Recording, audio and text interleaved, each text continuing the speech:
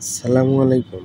আমরা যারা কম্পিউটারে কাজ করি তারা সবাই কিছুদিন পর পর এই ওয়াটারমার্ক যুক্ত active windows go to settings to active window এই মেসেজ এবং অফিস প্রোগ্রামের এই মেসেজগুলো পেয়ে থাকি।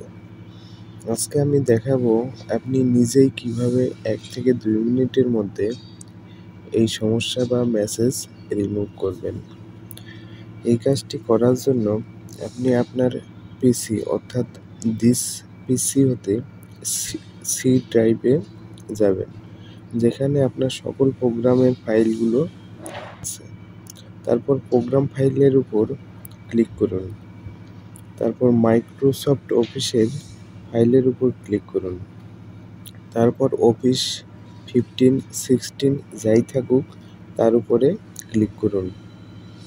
এবার সার্চ অপশনে গিয়ে লিখুন ওএসপি।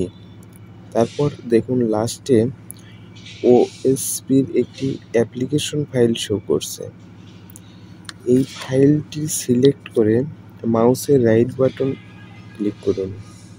তারপর রান অ্যাজ অ্যাডমিনিস্ট্রেটর এ ক্লিক করুন।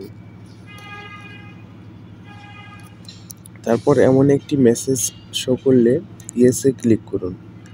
সেম কাজটি 3 বার সম্পূর্ণ করুন, অর্থাৎ এই ওএসপি অ্যাপ্লিকেশন ফাইলটি সিলেক্ট করে রাইট বাটন হতে রান অ্যাজ অ্যাডমিনিস্ট্রেটর, তারপর ইয়েস।